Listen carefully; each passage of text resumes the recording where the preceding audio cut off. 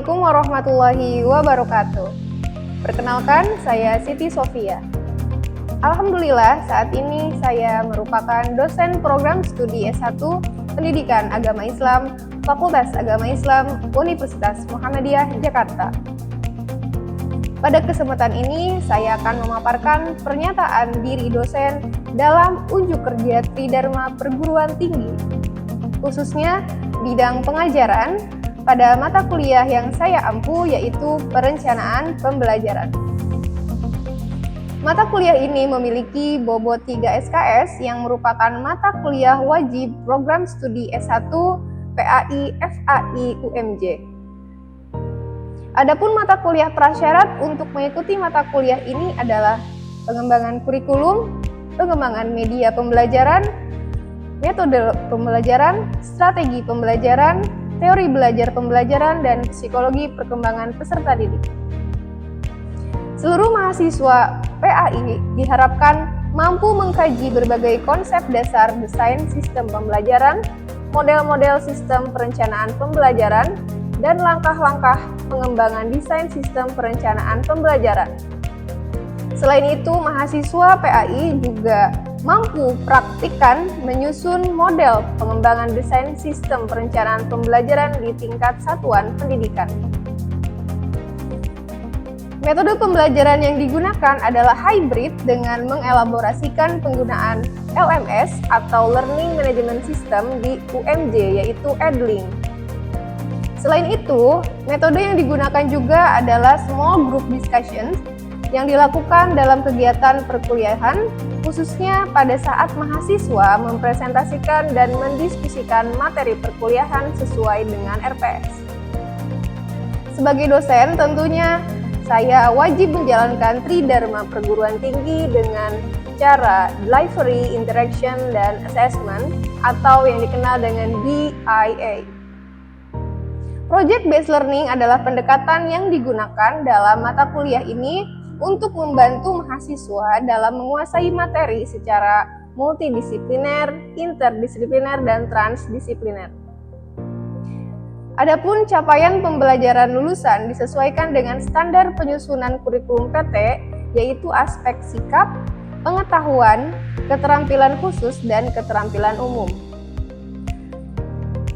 Dari CPL-CPL tersebut diturunkan juga menjadi CPMK yang pertama, yaitu mampu memiliki karakter iman, cerdas, mandiri, jujur, peduli, dan tangguh dalam pengembangan SDM pendidik baik di sekolah maupun di luar sekolah. CPMK kedua yaitu mampu menguasai orientasi dasar pengembangan perencanaan pembelajaran serta mengidentifikasi keterkaitan sistem komponen pembelajaran dalam melakukan desain pembelajaran sebagai analisis dan pengembang teknologi pembelajaran. CPMK ketiga yaitu mampu menguasai berbagai konsep dasar model perencanaan pembelajaran serta menguasai konsep dan prinsip pengembangan perencanaan pembelajaran. CPMK keempat mampu menguasai proses analisis kebutuhan desain perencanaan pembelajaran serta mengidentifikasi basis pengembangan perencanaan pembelajaran dalam konteks kurikulum merdeka. Pada perkuliahan ini tentunya memiliki tata tertib untuk mahasiswa itu hadir dalam perkuliahan tatap muka minimal 75% dari jumlah pertemuan. Yang kedua, setiap mahasiswa harus aktif dan partisipatif dalam perkuliahan. Yang ketiga, hadir tepat waktu. Yang keempat, ada pemberitahuan jika tidak hadir dalam tatap muka. Yang kelima, selama perkuliahan berlangsung handphonenya dalam posisi silent. Dan yang keenam yaitu meminta izin jika ingin berbicara dengan cara mengangkat tangan, ataupun ingin bertanya, menjawab, dan meninggalkan kelas atau lainnya. Referensi yang digunakan yaitu judulnya adalah tentang perencanaan pendidikan yang diterbitkan pada tahun 2023 di Sukoharjo, penerbitnya Tahta Media Group. Kemudian ada lagi yang lain, Ratuman dan Imas Rosmiati, perencanaan pembelajaran, Yunus Abidin, desain sistem pembelajaran dalam konteks kurikulum 2013, dan yang lainnya. Adapun penilaian pada perkuliahan ini yaitu terdiri dari tugas yang terdiri dari dua aspek, yaitu individu dan kelompok. Individu dalam keaktifan dan kehadiran mencapai penilaian maksimal 20%, dari kelompok makalah dan proyek yaitu 20%, UTS mencapai 30% dan UAS pun 30%, sehingga total keseluruhan penilaian mencapai 100%. Dengan standar kelulusan yang ditetapkan, minimal mahasiswa mendapatkan nilai dengan rentangan 56 sampai 100 atau dengan rentang huruf mulai dari C sampai dengan A. Demikianlah penjabaran delivery, interaction, dan assessment pada mata kuliah perencanaan pembelajaran. Selanjutnya akan ditayangkan cuplikan kegiatan perkuliahan mata kuliah perencanaan pembelajaran. Selamat menyaksikan.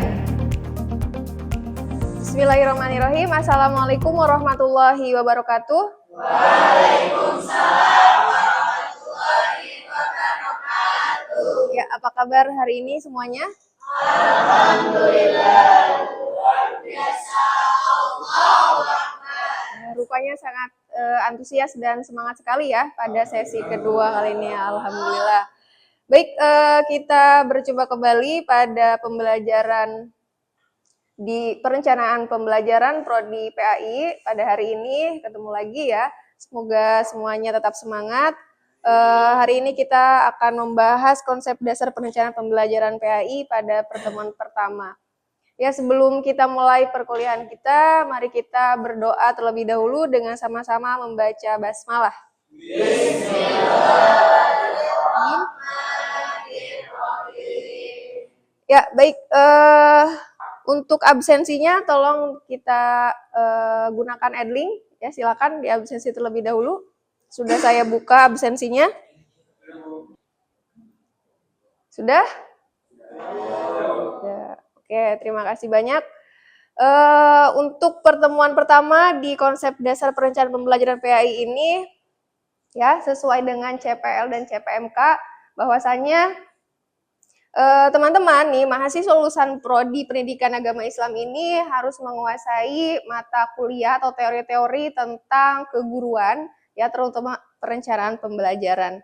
Nah, syarat untuk melanjutkan atau mengikuti perkuliahan kali ini tentunya teman-teman ya pasti sudah lulus dari yang pertama teori belajar pembelajaran, kemudian metode pembelajaran, kemudian juga ada pengembangan kurikulum, psikologi perkembangan peserta didik ya, dan strategi pembelajaran. Jadi kalau misalnya ada rekan teman kalian yang tidak bisa mengikuti atau memilih SKS ini, berarti memang belum lulus di salah satu atau seluruh mata kuliah yang tadi saya sebutkan.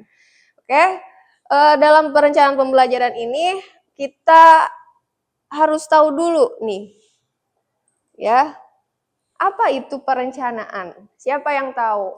What? Ya, apa? Nah, perencanaan itu apa? Ada yang tahu? Sudah ada yang membaca? Ya, proses untuk mencapai tujuan ya. Perencanaan itu adalah sebuah proses ya. Proses apa aja? Proses untuk mencapai tujuan. Tentunya kalau dalam PAI, dalam keguruan ya, proses kita itu adalah menentukan, merencanakan dari awal, menentukan KI, KD, ya, kemudian proses belajar di kelas, metode apa yang pas, strategi, kemudian model pembelajaran, media yang benar tuh yang pas, yang cocok dengan materi kita itu apa, sampai kita menganalisis kebutuhan peserta didiknya, ya, itu di dalam perencanaan itu sendiri, sampai akhir dari kegiatan pembelajaran apa? Asesmen atau evaluasinya bentuknya apa. Nah, di situ adalah di perencanaan disusun mulai dari awal. Ya, jadi perencanaan itu adalah salah satu proses untuk mencapai tujuan. Ya, tujuannya apa? Kita sudah susun dari awal. Ya, tujuannya agar misalnya di materi fikih, ya, agar anak siswa mampu mempraktekkan sholat wajib. Berarti ketika anak itu mampu mempraktekkan, kita harus merencanakan, mengidentifikasi KIKD itu. Yang pertama harus paham dulu apa pengertiannya, apa syarat sahnya, Apa rukunnya? Betul? Ya, setelah itu baru bagaimana gerakannya? Bagaimana bacaannya? Baru dia bisa mempraktekkan. Nah, itu kita susun di awal mulai kita akan mengajar. Dalam perencanaan pembelajaran atau dokumen dalam administrasi guru itu perencanaan disebut juga apa? Kalau dulu RPP, apa RPP? Rencana Pelaksanaan Pembelajaran, atau kalau di kurikulum Merdeka namanya modul ajar. Ya, betul ya. Jadi dari situ kita merencanakan segalanya. Kemudian nanti ketika anak harus paham dulu materinya, harus paham dulu syarat sah dan rukunnya, apa yang membatalkannya, ya, sampai bagaimana bacaannya, gerakannya yang pas.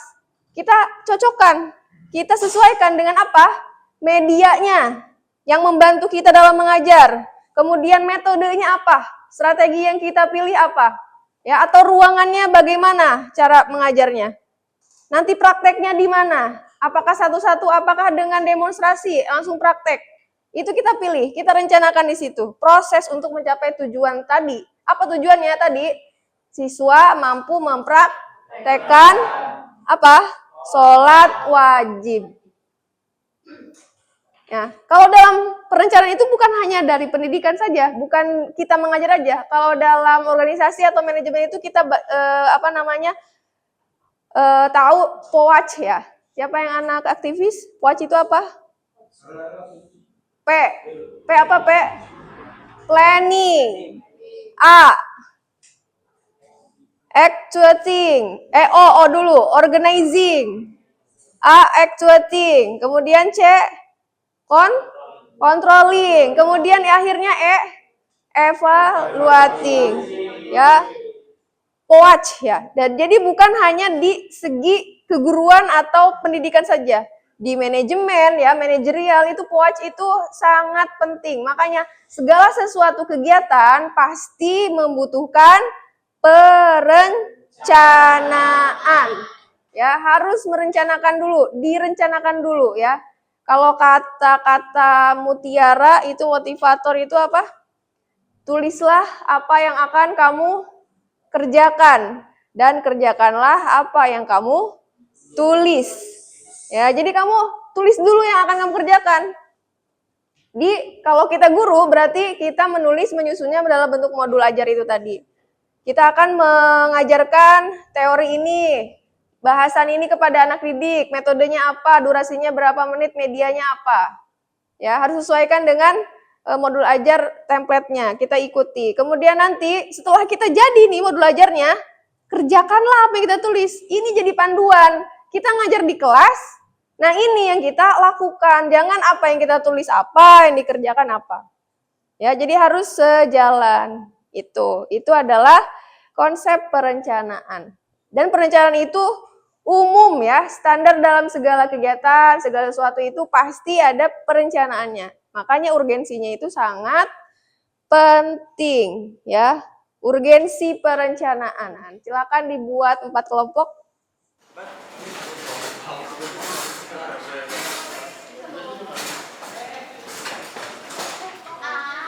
Kelompok 1, ya silakan mendiskusikan tentang permasalahan bahwasannya pada era ini ya kurikulum PAI itu kurang kontekstual dan tidak relevan dengan kehidupan siswa. Ya silakan kalian itu setuju atau tidak dan jabarkan.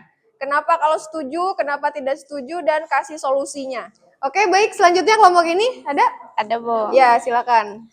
Oke, melihat dari permasalahan kami di kelompok 3 yaitu sekarang di mana para guru itu asesmennya itu hanya fokus pada aspek kognitif saja, tidak pada pengamalan nilai-nilainya. Benar, saya setuju dengan permasalahan ini karena melihat di beberapa sekolah di mana guru-guru PAI itu hanya fokus pada di mana murid itu bisa menjawab ujian dengan benar, bisa melafalkan hafalan-hafalan yang mungkin sudah dikasih kepada muridnya. Tidak pada gimana sih pengamalan yang dihadirkan murid ketika di luar kelas, misalnya ketika mungkin azan berkumandang, murid-murid itu menuju masjid untuk melaksanakan sholat. Tetapi saya melihat itu dalam hal itu guru-guru itu sangat kurang gitu.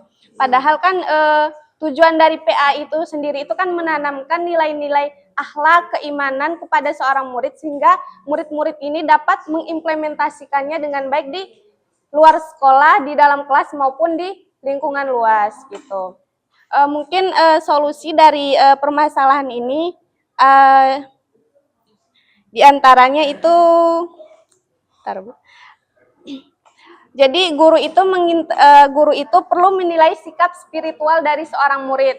Misalnya mungkin di luar kelas guru memperhatikan si murid ini apakah dia menuju masjid ketika azan berkumandang, apakah seorang murid ini menolong temannya ketika membutuhkan pertolongan, mungkin apakah muridnya ini mungkin misalnya dalam mengerjakan tugas gitu ya, apakah seorang murid ini membantu temannya untuk menyelesaikan tugasnya gitu. Oke, bagus ya, cukup baik. Terima kasih untuk kelompok yang 3. Oke, baik. Dari hasil diskusi yang kita dapatkan tadi ya, yang pertama adalah masukan ya, solusi dari kelompok 1 tentang bahwasanya guru itu harus lebih kreatif agar dapat memadupadankan materi PAI dengan teori-teori atau case study yang kontekstual atau viral ya. Untuk yang kelompok kedua, tadi bahwasanya guru itu harus memiliki pengetahuan yang lebih luas lagi, guru PAI itu ya. Jadi guru PAI itu kebanyakan hanya memahami PAI-nya saja. Nah, akan tetapi pemahaman untuk mengintegrasi nilai-nilai dengan materi atau pembelajaran yang lain itu masih kurang. Kemudian yang ketiga, bahwasanya guru PAI lebih sering mengutamakan evaluasi atau penilaiannya dari segi kognitif saja, pengetahuan saja ya, atau mungkin hanya praktek tapi tanpa mengamalkan nilai-nilai dalam kehidupan sehari-harinya. Nah, sedangkan yang terakhir tadi menjelaskan bahwasanya guru PAI itu masih kurang terampil dalam mengelaborasikan teknologi informasi dan media dalam pembelajaran. Jadi siapa yang dapat menyimpulkan? Poin utamanya adalah siapa? Guru. Ya, betul. Calon guru ini adalah kalian ya. Tadi yang kita bahas adalah si guru PAI. Nah, berarti ya, masalah-masalah dan kritik-kritik yang kalian sampaikan tadi itu adalah kembali kepada diri kalian ya, diri sendiri, diri masing-masing. Oh, berarti saya calon guru, saya harus mampu menilai siswa bukan hanya kognitifnya saja. Saya sebagai guru nanti harus bisa membuat materi yang kontekstual teaching learning sesuai dengan case study yang ada. Saya juga sebagai guru bukan hanya pintar membaca kitab kuning, tetapi saya juga harus mampu mengetahui fisika, kimia, dan nanti bisa diintegrasikan. Kemudian ini juga saya sebagai guru harus bisa mengelaborasikan, membuat materi atau kegiatan pembelajaran yang menggunakan teknologi informasi. Nah, itu adalah PR kita bersama ya. Jadi itu ya. Jadi diskusi kita ini adalah sebetulnya untuk mendiskusikan kita di masa depan, ya kan? Masalahnya adalah kompleks gitu, tidak mudah. Mudah gak? Kalau menjawabnya mungkin mudah ya dengan teori yang ada, tapi ketika menjadi PR kita mudah gak? Enggak ya. Jadi kita harus semangat belajar ya. Kita masih menjadi calon guru. Ya, calon guru berarti kita harus haus untuk belajar, dan nanti ketika menjadi guru harus belajar karena ada kalimat yang mengatakan ketika kita berhenti belajar, maka kita berhenti mengajar. Saya juga belajar. Nah, kalian juga wajib belajar ya. Jadi ketika kalian udah jadi guru, kemudian belajarnya stop, nggak baca, nggak mencoba bikin modul yang menarik, mengembangkan metode yang menarik, maka kalian sesungguhnya sudah berhenti mengajar. Kalian bukan guru lagi, karena mengajar itu harus terus belajar. Bu, izin bertanya. Ya, silakan. Jadi apa dampak minusnya pembelajaran itu tidak menggunakan teknologi yang ada ataupun media-media pembelajaran yang ada di sekolahan? Oke, baik, pertanyaan yang bagus ya. Jadi dampaknya ketika pembelajaran ya, si guru ini tidak memiliki kemampuan untuk mengelaborasikan pembelajarannya, tentunya tadi ya perencanaannya itu tidak akan tercapai. Ya, karena metode, media, teknologi informasi itu adalah alat untuk membantu kita dalam memudahkan untuk menyampaikan informasi kepada siswa. Ya, jadi kita harus mengelaborasikannya.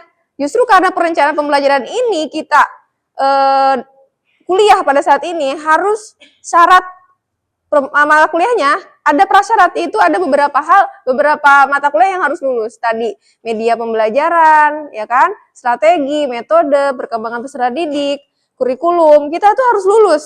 Ya baru kita bisa kuliah atau mempelajari tentang perencanaan pembelajaran ini. Yes. Ketika kita melakukan perencanaan pembelajaran, tentunya teori-teori yang kita sudah lulus di mata kuliah prasyarat itu kita gunakan untuk membuat perencanaan pembelajaran. Seperti itu fungsinya. Ya, tentunya nanti tujuannya akan kurang tercapai. Ya, tidak tercapai bisa jadi gitu. Dan pembelajaran kenapa tidak tercapai?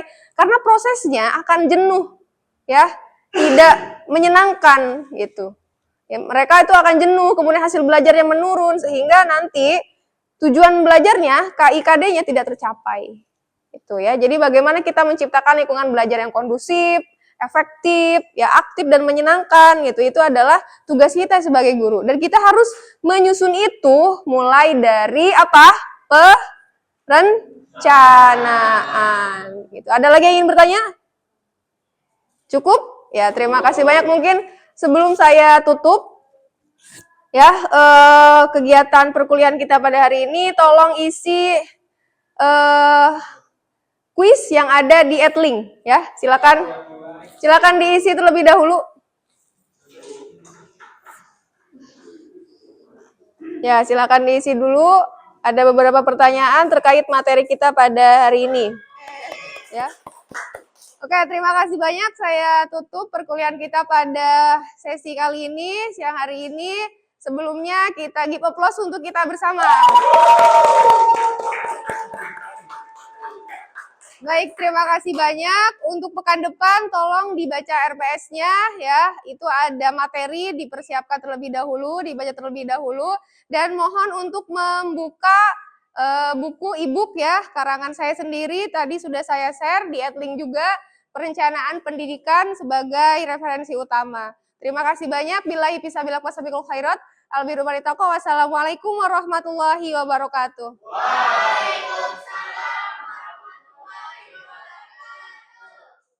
Demikianlah pernyataan diri dosen dalam unjuk kerja Tridharma Perguruan Tinggi yang dapat saya sampaikan. Terima kasih atas perhatian yang diberikan. Wassalamualaikum warahmatullahi wabarakatuh.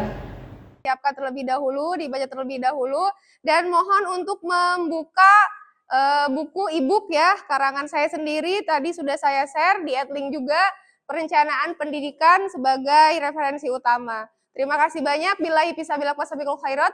Albiru baritaqwa. Wassalamualaikum warahmatullahi wabarakatuh.